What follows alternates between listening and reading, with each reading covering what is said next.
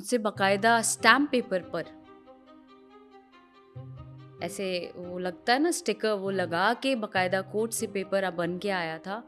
और उस पेपर पे लिखा था, मैं अक्षरा सिंह किसी भी जायदाद, किसी भी पर्सनल मैटर या और भी चीज़ों में मेरा कोई हस्तक्षेप नहीं होगा।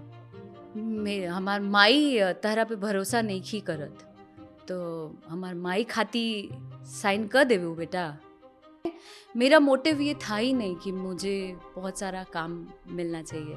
अगर ऐसा होता तो बैक टू बैक मेरी कम से कम 1000 फिल्में आती। आप प्यार को ज़बरदस्ती अपने पास नहीं रख सकते हैं। तो जब सामने वाले ने ये खुल के कह दिया आपको, तो फिर वहाँ पे इफ बट की बात नहीं आती है, ना कोई सवाल होता है।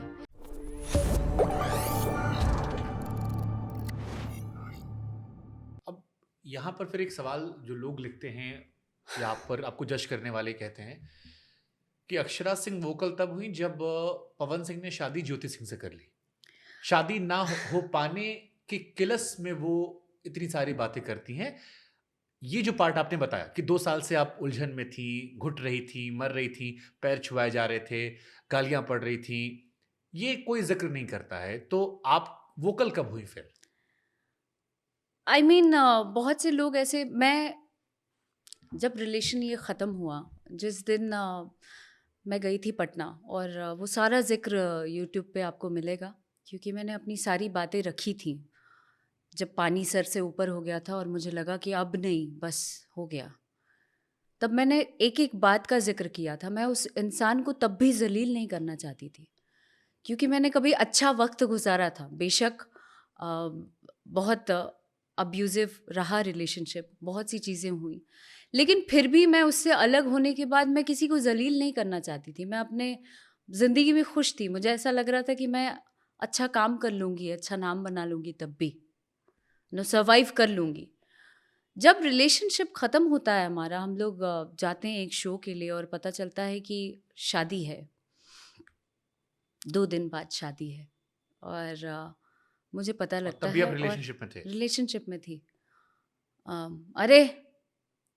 उसके कुछ दिनों पहले मुझे नहीं पता था कि प्लानिंग चल रही है, कि ये जो भी उनका पास्ट रहा है, उन्होंने ये सोचा कि मैं उनसे घर ले लूँगी, उनके पैसे के लिए उनके साथ हूँ, या उनको धमकाऊँगी। जो भी उनका पास्ट रहा है कि भाई रिलेशन ख़त्म हुआ तो अब मुझे पैसे दो, या मुझे घर दो कि मैं हाँ, मतलब सेफ उनकी रह जो फर्स्ट सकूँ। वाइफ पर आरोप लगे थे, शायद मुंबई में घर-वर ले लिया था उन्होंने। जी, तो ऐसा उन्होंने मेरे लिए भी सोचा। तो मुझसे आई थिंक 15-20 दिन पहले मुझे 5 लोग हुआ करते थे जिन्होंने मेरा ब्रेन वॉश किया, और मुझे ऐसा लगता था कि कितने अच्छे लोग हैं ये लोग। आई मीन दोस्त हैं, उनके दोस्त हैं, दैट मीन्स मेरे भी वेल विशर हैं। अगर प्यार से बात कर ले कोई, तो मुझे ऐसा लगता था कि मेरा कितना भला सोचता है ये।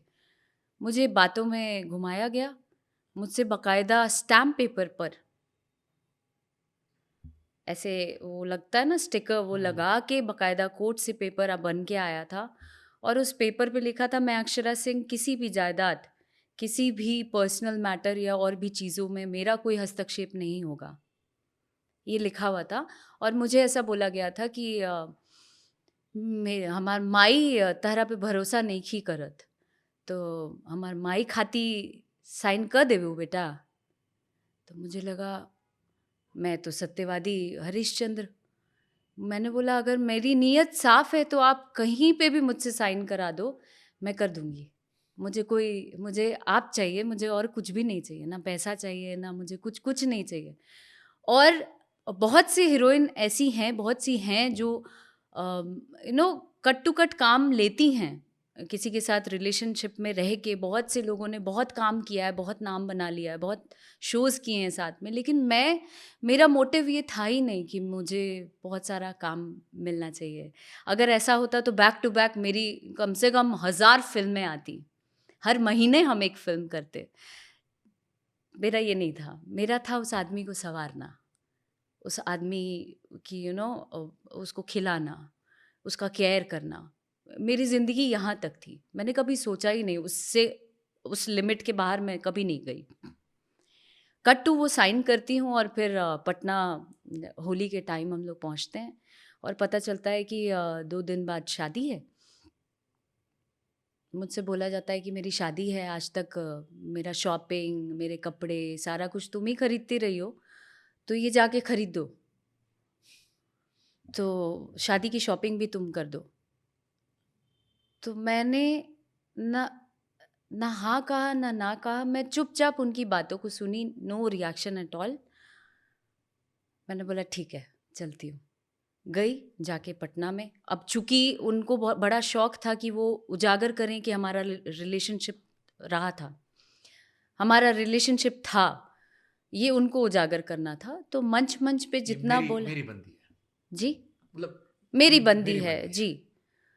तो कोई और ना देखे। जी, तो अब तो पूरी पब्लिक जानती थी कि भाई इन्हीं दोनों की शादी हो रही है। शादी की खबर फैली और ऐसा हुआ कि अक्षरा और ये ही शादी कर रहे हैं, जबकि ऐसा था नहीं।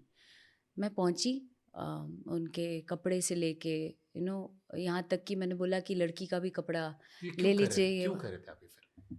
आप तो प्यार करते थे, आप तो रिलेशनशिप में थे, क्योंकि आपको जब तो पता उनसे आपको डिच कर दिया गया, फिर आप क्यों कर रहे थे? जिद नहीं थी। नहीं, आपको पता उन्होंने डिच कर दिया गया आपको। पर मुझे जिद नहीं थी, मेरी जिद नहीं थी उसको पाने की। मैं प्यार निस्वार्थ करती थी। मुझे ये नहीं चाहिए था कि वो ज़बरदस्ती मेरे साथ रहे। जब सामने वाला जिसके साथ आप रहने की इच्छा ज़ाहिर कर रहे हैं या जिसके साथ आप समय बिता रहे हैं, जिसको आप प्यार करते उनकी वो हैं। अरेंज मैरिज थी या वहाँ भी लव था? Arrange marriage. ओके, तो बलिया आप की रहने वाली ज्योति सिंह। हाँ जी, तो आप प्यार को ज़बरदस्ती अपने पास नहीं रख सकते हैं। तो जब सामने वाले ने ये खुल के कह दिया आपको, तो फिर वहाँ पे इफ़ बट की बात नहीं आती है, ना कोई सवाल होता है।